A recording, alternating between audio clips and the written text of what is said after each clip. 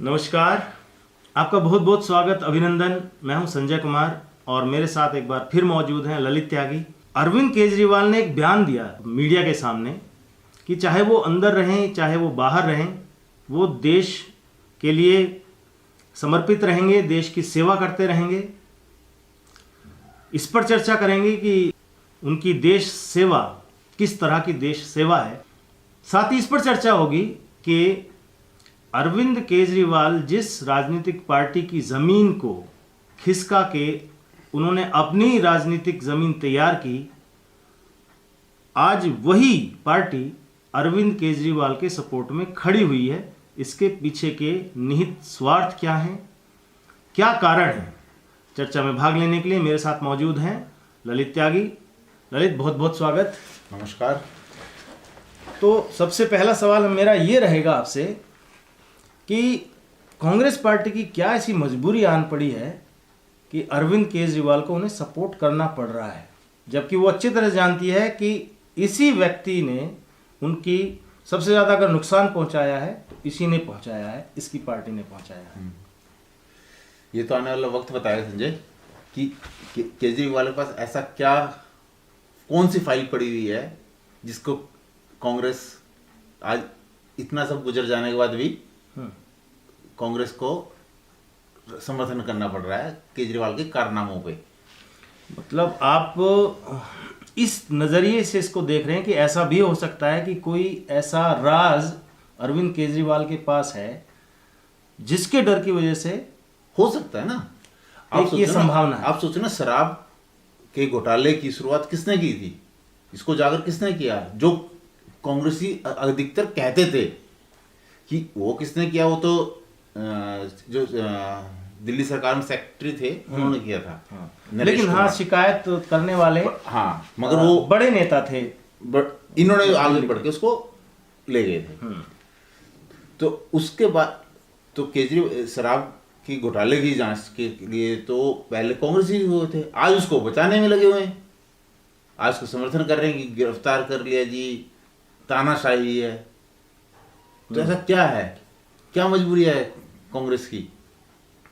जो अब देखो ना, उत्तराखंड की सरकार, उत्तराखंड के पिछले चुनाव में, विधानसभा चुनाव में कांग्रेस को नुकसान किसने किया? केजरीवाल ने। गोवा में किसने नुकसान किया? केजरीवाल ने। गुजरात में बीजेपी की अपूर्व विजय का कारण कौन था? केजरीवाल। जो बीजेपी ने वहां पे 75-85% के स्ट्राइक स्टेट से सीटें जीती हैं इस बारी विधानसभा में, उसका क्या रीजन था कि वहां पे ट्रायंगल फाइट हो गई थी और कांग्रेस के और जो वोट थे वो बट गए थे दो जगह। बीजेपी का अपना वोट प्लस में चला गया था। ये कांग्रेस का एक भाई चरित्र भी तो हो सकता है कि भाई कल इसी बात का वो विरोध कर रहे थे, कह रहे थे कि स्कैम हुआ है, शिकायत कर रहे थे। आज वो सपोर्ट में है, हो सकता है 4 दिन बाद वो फिर तो विरोध कर रहे हैं। कल तक स्कैम था, आज वो स्कैम खत्म हो गया गिरफ्तारी में। पिछले अभी 15-20 दिन तक पहले, सबसे बड़ा बात, संदीप दीक्षित।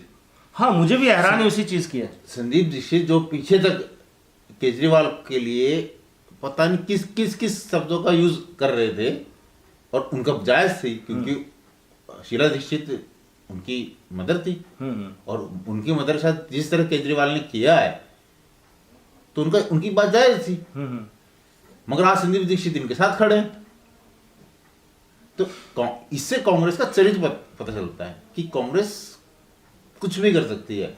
उसके लिए विचारधारा मुझे नहीं है समझ में आता है। कोई मतलब नहीं, विचारधारा कोई मतलब नहीं है। मुझे ये समझ में नहीं आता, क्या कांग्रेस की अपनी मेमोरी इतनी वीक है या वो जनता की इतनी मेमोरी वीक समझते हैं कि वो ये जनता को नहीं समझ में आएगा, पब्लिक को नहीं समझ में आएगा कि भाई अभी तो ये विरोध कर रहे थे, ये कंप्लेन कर रहे थे, आज ये सपोर्ट में खड़े हुए हैं, या उनकी खुद की मेमोरी वीक है। अरे वो सोचो ना, वो तो एक तो होता है आपने ट्विटर पे ट्वीट कर दिया समर्थन में, वो तो रोड पे खड़े हैं उनके साथ, रोड पे आम आदमी पार्टी के नेताओं के साथ खड़े हैं कि मतलब ये तानाशाही चल रही है। इसका मतलब खैर समझ से परे है। अब मतलब क्या ये करें, ये एपिसोड तो समझ से परे है कि कांग्रेस का समर्थन केजरीवाल को, इसकी क्या कॉस्ट है, क्या कॉस्ट है इसकी? दूसरी बात पे आते हैं जो कांग्रेस क्या क्या कॉस्ट पे करनी पड़ रही है जो इसको केजरीवाल को समर्थन करना पड़ रहा है?